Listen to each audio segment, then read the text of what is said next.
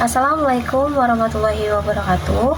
Di sini kami akan menjelaskan tentang penyelesaian sengketa bisnis melalui arbitrase dan alternatif penyelesaian sengketa. Sebelumnya kita tahu bahwa dalam suatu hubungan bisnis antara pihak satu dengan pihak yang lainnya terkadang tidak berjalan sesuai dengan apa yang diharapkan.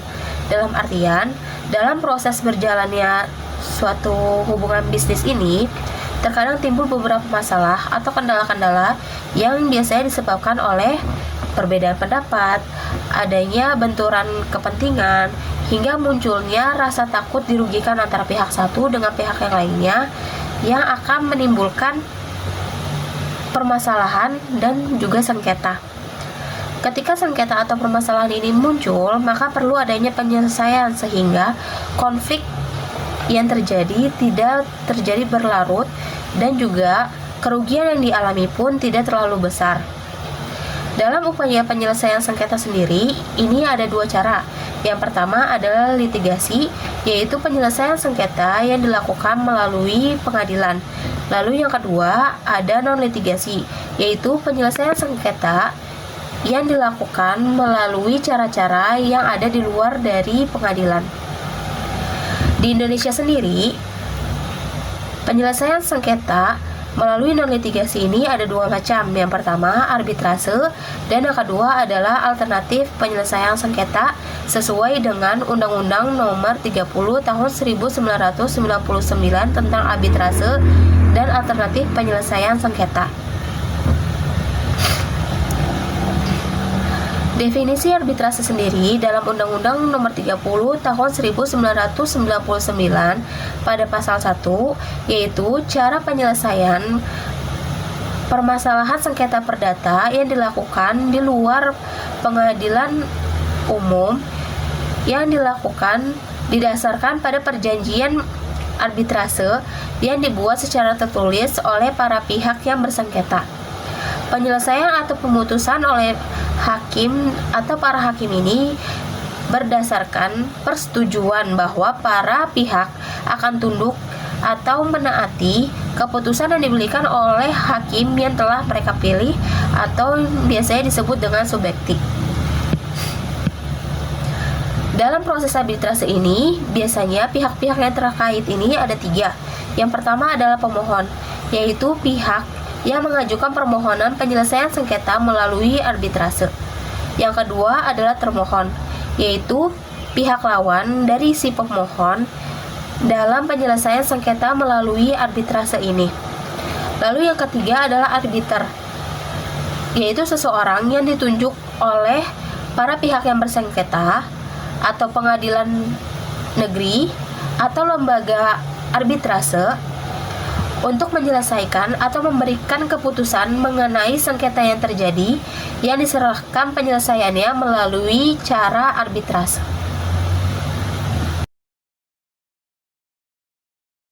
Assalamualaikum warahmatullahi wabarakatuh. Saya Aldiano Pratama, NPM 2018-1450-1095. Di sini saya akan menjelaskan tentang ruang lingkup arbitras, lembaga arbitras, dan dua jenis lembaga arbitras. Yang pertama yaitu ruang lingkup arbitras. Sengketa yang dapat diselesaikan melalui arbitras hanya sengketa di bidang perdagangan dan mengenai hak yang menurut hukum dan peraturan perundang-undangan dikuasai sepenuhnya oleh pihak yang bersengketa dan tidak bersinggungan dengan kepentingan umum. Contohnya sengketa bisnis, tenaga kerjaan, dan lain-lain. Sedangkan sengketa yang tidak dapat diselesaikan menurut peraturan perundang-undangan tidak dapat diadakan perdamaian. Yang selanjutnya yaitu lembaga arbitras. Lembaga arbitras adalah badan yang dipilih oleh para pihak yang bersengketa untuk memberikan putusan mengenai sengketa tertentu. Lembaga tersebut juga dapat memberikan pendapat yang mengikat mengenai suatu hubungan hukum tertentu dalam hal yang belum timbul sengketa. Dalam Undang-Undang Nomor 30 Tahun 1999 tentang arbitras dan alternatif penyelesaian sengketa mengatur tentang penyelesaian sengketa atau beda pendapat antar pihak dalam suatu hubungan hukum. Tentang arbitras dan alternatif penyelesaian sengketa di dalamnya yang mengatur yaitu 1. Alternatif penyelesaian sengketa melalui cara musyawarah para pihak yang bersengketa. 2. Kitisar khusus dari persyaratan yang harus dipenuhi arbitras dan syarat pengangkatan arbiter, serta mengatur mengenai hak ingkar dari para pihak yang bersengketa. Yang ketiga yaitu tata cara untuk berbicara di hadapan majelis arbitras dan dimungkinkannya arbiter dapat mengambil putusan provisional atau putusan sela lainnya, termasuk menetapkan sita jaminan, memerintahkan penitipan barang, atau menjual barang yang sudah rusak, serta mendengarkan keterangan saksi dan saksi ahli. Yang keempat, syarat lain yang berlaku mengenai putusan arbitres. Pengaturan pelaksanaan putusan sekaligus dalam satu paket, agar undang-undang ini dapat dioperasionalkan sampai pelaksanaan putusan, baik yang menyangkut masalah arbitres nasional maupun internasional, dan hal ini secara sistem hukum dibenarkan. Yang kelima, pembatalan putusan arbitras. Yang keenam, berakhirnya tugas arbiter. Yang ketujuh, biaya arbitras yang ditentukan oleh arbiter. Yang kedelapan, ketentuan peralihan terhadap sengketa yang sudah diajukan namun belum diproses, sengketa yang sedang dalam proses atau yang sudah diputuskan dan mempunyai kekuatan hukum tetap. Yang terakhir penjelasannya yaitu dua jenis lembaga arbitras. Yang pertama, lembaga arbitras ad hoc merupakan lembaga yang dibentuk khusus untuk menyelesaikan perselisihan tertentu sehingga bersifat insidentil. Dan yang kedua, lembaga arbitras institusional adalah lembaga atau badan yang bersifat permanen. Contoh, BANI, Basarnas, the Court of Arbitration of the International Chamber of Commerce. Contoh lainnya yaitu Badan Arbitrase Nasional Indonesia atau BANI adalah suatu badan yang dibentuk oleh pemerintah Indonesia guna penegakan hukum di Indonesia dalam penyelesaian sengketa atau beda pendapat yang terjadi di berbagai sektor perdagangan, industri, dan keuangan melalui arbitras dan bentuk-bentuk alternatif penyelesaian sengketa lainnya, antara lain di bidang-bidang korporasi, asuransi, lembaga keuangan, fabrikasi, hak kekayaan intelektual, lisensi waralaba, konstruksi, pelayaran atau maritim, lingkungan hidup, penginderaan jarak jauh, dan lain-lain. Dalam lingkup peraturan perundang-undangan dan kebiasaan internasional, badan ini bertindak secara otonom dan independen dalam penegakan hukum dan keadilan. Dan contoh berikutnya, Badan Arbitrase Syariah Nasional atau Basarnas berdiri secara otonom dan independen sebagai salah satu instrumen hukum yang menyelesaikan perselisihan para pihak, baik yang datang dari dalam lingkungan bank syariah, asuransi syariah, maupun pihak lain yang memerlukannya. Bahkan dari kalangan non-muslim pun dapat memanfaatkan Badan Arbitras Syariah Nasional atau Basarnas. Arbitras juga banyak dipilih sebagai alternatif penyelesaian sengketa bisnis oleh perusahaan sebagaimana banyak manfaat dan keunggulan yang bisa didapat dari langkah ini. Berikut kelebihan-kelebihannya. Yang pertama, 1. Arbitras bersifat pribadi. Proses arbitras tidak terbuka untuk umum. Para pihak dan arbiter terikat oleh aturan kerahasiaan yang ketat. Dengan demikian, rahasia bisnis dan informasi penting dapat dilindungi dari publik, media, dan atau pesaing. Yang kedua, bisa memilih arbiter. Para pihak bersengketa bisa bebas memilih arbiter selama pihak yang dipilih tidak memihak alias netral. Arbiter yang dipilih bisa berasal dari negara lain atau bidang profesional. Hal ini akan menjamin arbiter memiliki keahlian profesional dan mampu mengenai perselisihan atau persengketaan. Yang ketiga, arbitras dapat menghemat waktu. Pemeriksaan kasus sengketa melalui arbitras telah ditetapkan jangka waktunya sesuai dengan undang-undang. Pemeriksaan sengketa melalui arbitras paling lama diselesaikan dalam jangka waktu 180 hari atau 6 bulan. Yang keempat, tidak ada mekanisme banding atau peninjauan ulang. Keputusan sengketa melalui arbiter bersifat mengikat, final, dan mandiri.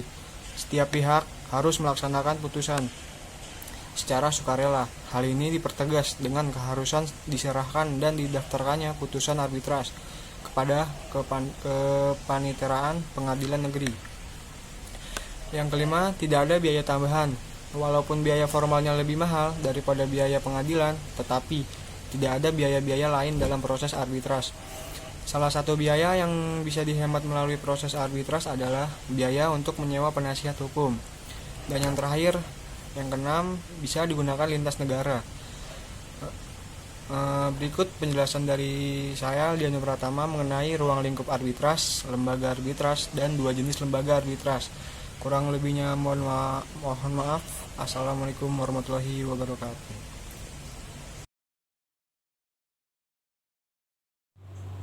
Selanjutnya akan saya jelaskan tentang perjanjian arbitrase. Perjanjian arbitrase merupakan suatu kesepakatan berupa klausula arbitrase yang tercantum dalam suatu perjanjian tertulis yang dibuat oleh para pihak sebelum timbulnya sengketa, atau suatu perjanjian arbitrase yang tersendiri yang dibuat para pihak setelah timbulnya sengketa. Bisa jadi perjanjian ini dibuat sendiri yang bergabung dengan kontraknya yang di dalamnya menyatakan bahwa para pihak bersedia untuk menyelesaikan sengketanya di luar pengadilan, yaitu melalui arbitrase. Nah, untuk jenis-jenis arbitrase itu sendiri di sini ada dua, yaitu akte kompromitendo adalah suatu klausul dalam perjanjian pokok di mana ditentukan bahwa para pihak diharuskan mengajukan perselisihan yang terjadi kepada arbiter atau majelis arbitrase. Untuk mengenai cara pembuatan klausul pactum de compromitendo tidak tegas diatur dalam pasal 2 Undang-Undang Nomor 30 Tahun 1999. Namun, dari segi pendekatan penafsiran dan prakteknya, di sini dijumpai dua cara yang dibenarkan, yaitu mencantumkan klausul arbitrase tersebut dalam perjanjian pokok. Nah, ini cara yang lazim diterapkan dalam prakteknya, yaitu perjanjian pokok menjadi satu kesatuan dalam klausul arbitrase.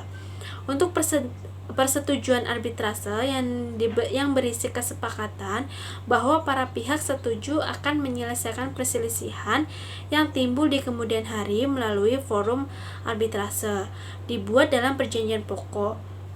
Nah, di sini dari perjanjian pokok, apabila pactum de compromitendo berupa akte yang terpisah dari perjanjian pokok, maka pembuatan perjanjian arbitrase itu harus tetap berpegang pada ketentuan bahwa akte persetujuan arbitrase harus dibuat sebelum perselisihan atau sengketa itu terjadi. Nah, untuk hal ini harus sesuai dengan syarat formal keabsahan pactum de compromitendo, harus dibuat setelah atau sebelum perselisihan timbul. Nah, untuk yang kedua yaitu namanya akte kompromis, yaitu perjanjian khusus yang dibuat setelah terjadinya perselisihan guna mengatur cara mengajukan perselisihan yang telah terjadi kepada arbiter atau majelis arbitrase. Nah, kompromis ini mengenai akte kompromis diatur dalam pasal 9 Undang-Undang Nomor 30 Tahun 1999, yaitu dalam hal para pihak memilih penyelesaian sengketa melalui arbitrase setelah sengketa itu terjadi. Nah, untuk persetujuan mengenai hal tersebut harus dibuat dalam suatu perjanjian tertulis yang ditandatangani oleh para pihak. Nah, untuk dalam hal para pihak tidak dapat mendatangani perjanjian tertulis tersebut, sebaiknya dimaksud dalam pasal ayat 1, yaitu perjanjian tertulis tersebut harus dibuat dalam bentuk akta notaris. Nah, perjanjian tertulis sebagaimana dimaksud dalam ayat 1 harus memuat yang pertama yaitu masalah yang dipersengketakan, kedua yaitu nama lengkap dan tempat tinggal para pihak, nama lengkap dan tempat tinggal arbiter atau majelis arbitrase. Selanjutnya yaitu tempat arbiter atau majelis arbitrase yang akan mengambil keputusan, yaitu nama lengkap, sekretaris, jangka waktu penyelesaian sengketa, pernyataan kesediaan dari arbiter, dan pernyataan kesediaan dari pihak yang bersengketa untuk menanggung segala biaya yang diperlukan untuk menyelesaikan sengketa melalui arbitrase tersebut. Nah, untuk perjanjian tertulis yang tidak memuat hal sebagaimana dimaksud dalam ayat 3, yaitu batal demi hukum.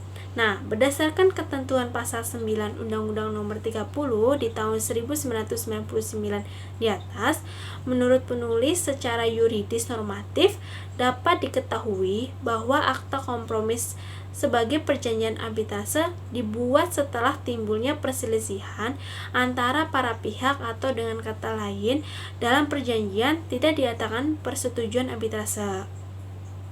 Nah, dengan demikian, akta kompromis ialah akta yang berisi aturan penyelesaian perselisihan yang telah timbul di antara orang yang berjanji. Nah, untuk eksekusi putusan arbitrase nasional, di sini acuannya dikeluarkan dalam wilayah Republik Indonesia menggunakan hukum dan peraturan Republik Indonesia. Nah, untuk pelaksanaan putusan arbitrase nasional, yaitu ada eksekutor atau pengadilan negeri, dan tahapan eksekusinya di sini yaitu pendaftaran putusan arbitrase atau arbiter atau kuasanya kepada pengadilan negeri dalam wilayah putusan tersebut dikeluarkan. Dan untuk pendaftaran harus dilakukan selambat-lambatnya yaitu 30 hari sejak putusan dikeluarkan. Nah, permohonan eksekusi kepada ketua pengadilan negeri yaitu biaya arbitrase merupakan biaya yang dibebankan oleh arbiter kepada pihak yang kalah. Nah, kecuali jika dituntutan hanya dikabulkan sebagian, maka biaya arbitrase dibebankan kepada para pihak secara seimbang. Nah, untuk arbiter menemukan biaya arbitrase yang meliputi yaitu honorarium arbiter, biaya perjalanan, dan biaya lain yang dikeluarkan oleh arbiter, yaitu biaya sanksi atau sanksi ahli yang diperlukan dalam pemeriksaan sengketa, dan biaya administrasi. Selanjutnya, untuk hapusnya perjanjian arbiter, yaitu jika dinyatakan batal apabila dalam proses penyelesaian sengketa terjadi adanya peristiwa yaitu yang pertama, salah satu dari pihak yang bersengketa meninggal dunia. Yang kedua yaitu salah satu dari pihak yang bersengketa mengalami kebangkrutan, novasi atau pembaharuan utang, dan insolvensi. Yang ketiga yaitu pewaris. Yang keempat itu hapusnya syarat-syarat perikatan pokok. Yang kelima yaitu pelaksanaan perjanjian arbitrase yang dialih tugaskan kepada pihak ketiga dengan persetujuan pihak yang melaksanakan perjanjian arbitrase tersebut. Dan yang terakhir yaitu berakhirnya atau batalnya perjanjian pokok. Nah, tersebut yaitu tentang jenis-jenis dan penjelasan tentang perselisihan atau perjanjian arbitrase. Selanjutnya akan dijelaskan oleh rekan saya. Sekian dari saya, terima kasih. Assalamualaikum warahmatullahi wabarakatuh. Nama saya Fitri Anggraini, NPM saya 2019-1457-9004. Saya di sini akan menjelaskan tentang alternatif penyelesaian sengketa. Dan saya dari kelompok 8. Apa itu alternatif penyelesaian sengketa? Selain melalui proses arbitrasi, penyelesaian sengketa non-litigasi dapat juga dilakukan dengan cara alternatif penyelesaian sengketa atau alternatif dispute resolution ADR kalau disingkat. Kalau misalnya alternatif penyelesaian sengketa adalah suatu bentuk penyelesaian sengketa di luar pengadilan berdasarkan kata sepakat konsensus yang dilakukan oleh para pihak yang bersengketa, baik tanpa ataupun dengan bantuan para pihak tiga yang netral menurut Undang-Undang Nomor 30 1099 tentang arbitrase dan alternatif penyelesaian sengketa. Pada pasal 1 angka 10, alternatif penyelesaian sengketa adalah lembaga penyelesaian sengketa atau beda pendapat melalui prosedur yang disepakati para pihak. yakni penyelesaian di luar pengadilan dengan cara konsultasi, negosiasi, mediasi, konsiliasi, atau pandangan ahli. Penyelesaian sengketa melalui ADR atau disingkat dengan alternatif dispute ditandatangani oleh dilakukan para pihak bersengketa. Namun proses negosiasi dalam penyelesaian sengketa dapat beberapa kelemahan. Yang pertama, ketika kedudukan para pihak yang tidak seimbang, pihak yang kuat akan pihak yang lemah. Kedua ialah proses berlangsungnya negosiasi acap kali lambat atau menemukan waktu yang lama. Di sini ada mediasi. Mediasi itu adalah terhadap suatu sengketa oleh pihak ketiga yang dapat diterima, tidak berbeda pendapat atau netral, serta membantu para pihak yang berselisih mencapai kesepakatan secara sukarela terhadap yang bersengketaan. Di sini dia tuh ada mediator juga yang bertindak fasilitator, menunjukkan bahwa tugasnya tuh mediator membantu para pihak yang bersengketa dalam menyelesaikan masalah, tidak mempunyai kewenangan untuk mengambil keputusan, karena mediator itu kedudukannya membantu pihak para berkesepakatan sengketa itu menciptakan kondisi-kondisi yang kondusif. Konsultasi penyelesaian melalui konsultasi yang dilakukan melalui seseorang atau beberapa orang atau sebagai penengah yang disebut konsiliator, dengan mempertemukan atau memberi fasilitas pihak-pihak berselisih menyelesaikan masalah secara damai. Konsultator ikut serta secara aktif memberikan terhadap masalah yang diperselisihkan. Sekian dari penjelasan saya. Wassalamualaikum warahmatullahi wabarakatuh. Litigasi diantaranya adalah sifat kesukarelaan dalam proses karena tidak adanya unsur pemaksaan. Prosedur yang kesukarelaan dalam proses karena tidak adanya unsur pemaksaan. Yang cepat, keputusan yang bersifat non judikal, prosedur rahasia, fleksibel dalam menentukan syarat-syarat penyelesaian masalah, hemat waktu, hemat biaya juga, tingginya kemungkinan untuk melaksanakan kesepakatan dan pemerahan hubungan kerja. Di sini ada lembaga alternatif penyelesaian sengketa dibagi menjadi beberapa pihak. Ada beberapa jenis juga, diantaranya ada konsultasi, negosiasi, mediasi, sama konsiliasi. Di sini akan menjelaskan tentang konsultasi. Konsultasi itu apa sih menurut kita itu kayak sebuah pertanyaan atau sebuah tindakan yang bersifat personal antara satu pihak tertentu disebut dengan klaim dengan pihak lain yang merupakan pihak konsultan yang memberikan pendapatnya kepada pihak kliennya. Peran dari konsultan dalam penyelesaian sengketa, tindakan dominal konsultan yang memberikan pendapat itu hukum, bagaimana yang diminta oleh klien yang untuk selanjutnya untuk penyelesaian sengketa yang dihendaki oleh para pihak yang bersengketa.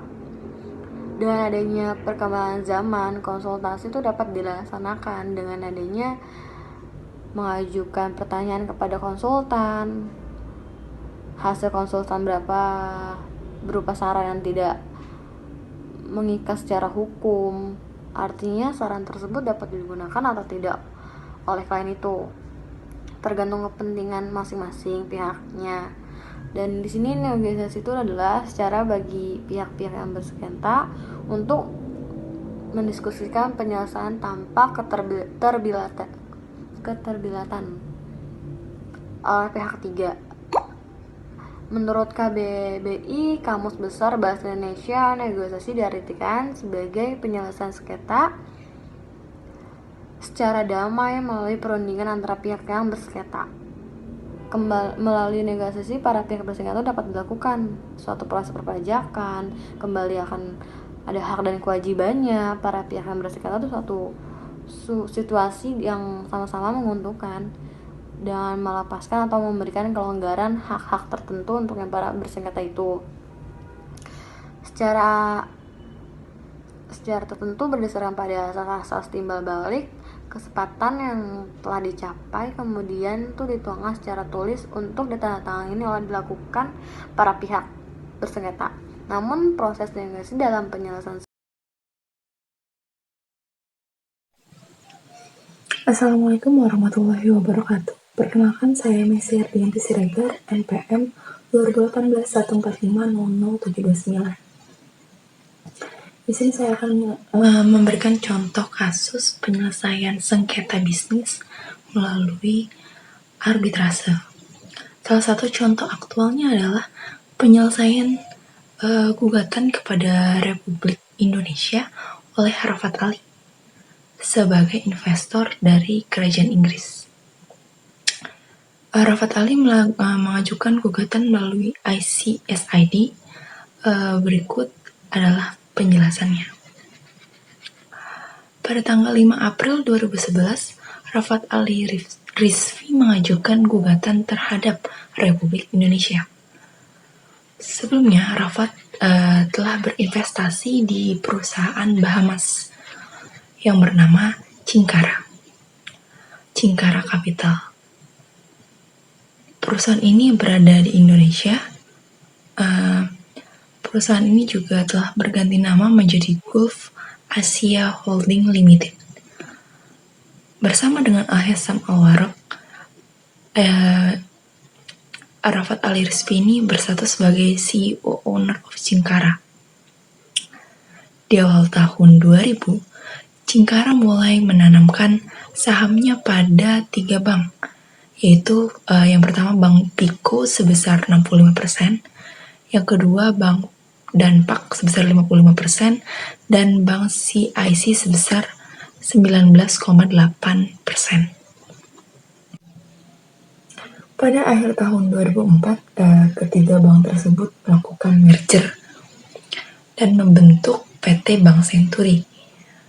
Dalam gugatan Rafat Ali Rizvi ini, ia mendalilkan pemerintahan Indonesia telah melakukan pelanggaran terhadap ketentuan perjanjian investasi bilateral antara Indonesia dan Inggris dalam penyelamatan kasus Bank Senturi,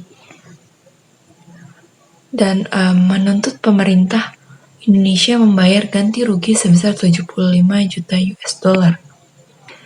Sebagai pemegang saham, Rafat merasa dirugikan atas kebijakan pemerintah Indonesia yang membuyout Bank Senturi dan membuatnya kehilangan saham investasi di Bank Senturi.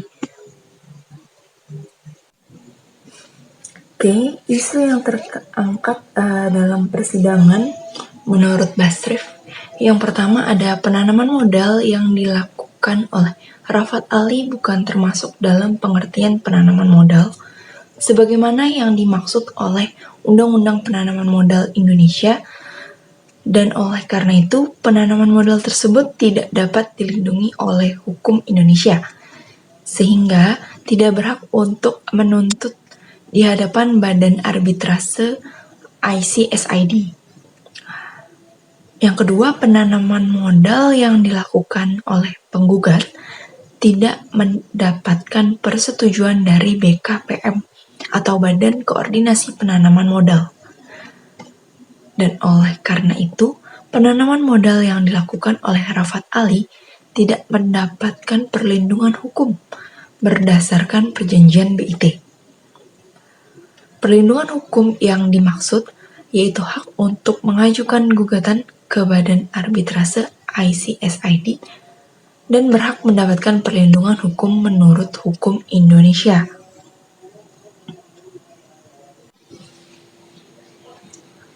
Dalam putusan kasus ini, ICSID dan Majelis Arbiter menyatakan tidak memiliki yurisdiksi untuk memeriksa perkara tersebut.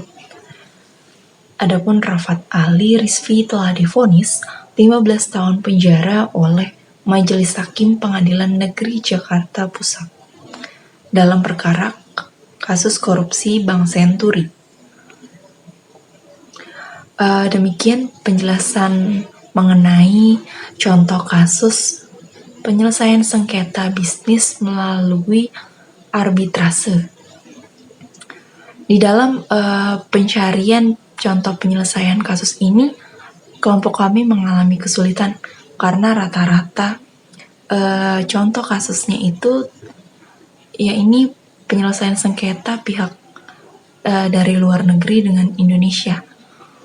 Mungkin terdapat juga contoh penyelesaian kasus yang ada di Indonesia, namun kembali lagi pada prinsip arbitrase, yakni menjaga privasi dari orang-orang yang terlibat dalam penyelesaian kasus, sehingga mungkin saja kasus-kasus tersebut ada di Indonesia namun tidak dipublish, sehingga kami tidak dapat memberikan contoh yang ada di Indonesia. Seperti itu. Sekian penjelasan dari saya. Selanjutnya akan dilanjutkan oleh rekan yang lain. Terima kasih. Assalamualaikum warahmatullahi wabarakatuh. Di sini saya akan menjelaskan tentang penyelesaian masalah tanpa melalui pengadilan. Dapat kita ketahui, menyelesaikan masalah tidak harus melalui jalur hukum atau tidak harus ke pengadilan, tetapi kita dapat menyelesaikannya dengan cara kekeluargaan maupun dengan bermusyawarah. Ada beberapa hal yang dapat dilakukan penyelesaian masalah tersebut, diantaranya adalah melakukan mediasi maupun negosiasi. Dalam kasus ini digunakannya mediasi dan negosiasi itu adanya perundingan atau adanya perkumpulan untuk membicarakan baik-baik masalah yang akan dihadapi. Dalam kasus ini, mediasi ini adalah awal dari penyelesaian masalah. Jika mediasi ini gagal atau tidak ditemukannya titik temu, mau tidak mau maka akan dilakukannya atau akan dilanjutkannya ke ranah yang lebih tinggi, yaitu pengadilan. Mediasi dilakukan yaitu dan diharapkan dengan adanya mediasi ini kita lebih dewasa untuk menghadapi suatu masalah, dan diharapkan juga di Indonesia ini penyelesaian secara mediasi, musyawarah maupun negosiasi terus ditingkatkan, karena menyelesaikan masalah dengan cara kekeluargaan maupun dengan cara baik-baik itu lebih baik dibandingkan menyelesaikan masalah ke pengadilan. Yang pertama, memerlukan biaya yang tinggi untuk menyewa pengacara, lalu memerlukan banyak waktu, memerlukan banyak tenaga, memerlukan banyak pikiran, mengeluarkan banyak pikiran. Oleh sebab itu, dengan adanya kasus ini, dengan adanya permasalahan ini, sengketa tanah yang bisa dibilang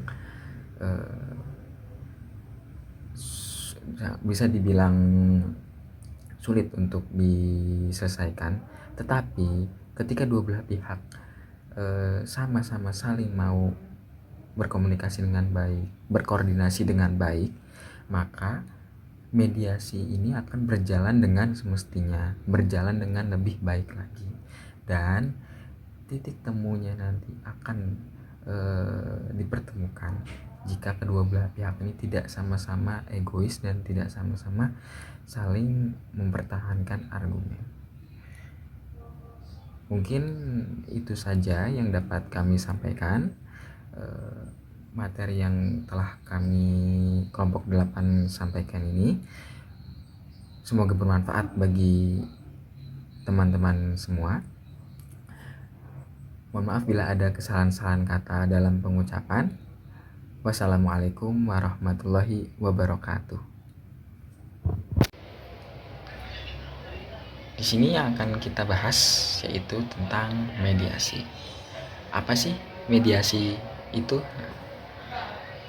Mediasi adalah dimana dipertemukannya kedua belah pihak untuk menyelesaikan masalah dengan cara kekeluargaan ataupun dengan cara baik-baik. Dan di mediasi tersebut diperlukannya saksi untuk menjadi penengah bagi kedua belah pihak yang bersangkutan. Menurut saya mediasi sendiri itu hampir sama dengan musyawarah maupun negosiasi, karena sama-sama untuk menyelesaikan masalahnya dengan cara baik-baik. Oleh sebab itu, di sini dilakukannya mediasi yaitu menjadi awal dari menyelesaikan masalah, menjadi menjadi pertama dalam menyelesaikan sengketa antara kedua belah pihak tersebut.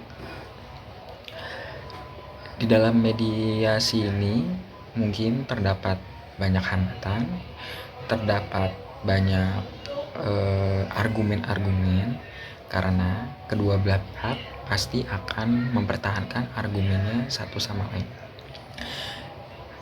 Yang saya ambil contoh saat ini adalah tentang sengketa tanah, yaitu jual beli tanah, dimana jual beli tanah ini mungkin terjadi antara satu pihak yang merasa memiliki hak guna tanah tersebut, lalu yang satu juga memiliki hak guna tanah tersebut. Jadi kedua belah pihak ini sama-sama saling mempunyai bukti yang kuat, bukti yang akurat untuk mempertahankan selisih tanah tersebut. Di sini sudah banyak terjadi di Indonesia. Sudah banyak kasus-kasus seperti ini. Seperti contohnya terdapat tanah dijual ke berbagai orang dengan melakukan penggandaan sertifikat. Hal ini yang membuat sengketa tanah tersebut, dan disinilah menjadi titik poin kasus tersebut. Kita balik lagi kembali, kedua belah pihak tersebut sama-sama memiliki barang bukti yang kuat. Dengan adanya barang bukti tersebut, satu sama lain pun tidak akan mau dirugikan dan tidak mau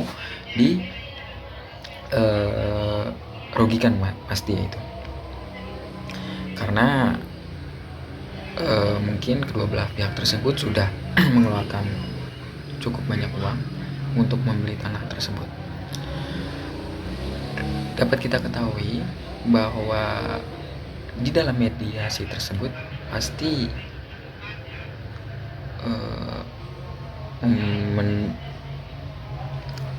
pasti akan terdapat banyak argumen antara pihak satu dan pihak kedua, dan di sini gunanya saksi yaitu sebagai penengah.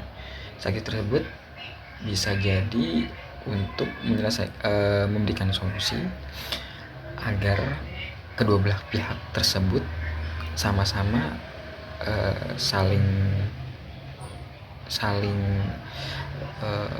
saling membuka pikiran untuk tidak terlalu emosi, dan juga saksi tersebut mungkin bisa menyelesaikan masalahnya dengan tidak merugikan pihak satu dan pihak kedua. Di sini mungkin saksi harus berperan penting. Oleh sebab itu, dilakukannya mediasi ini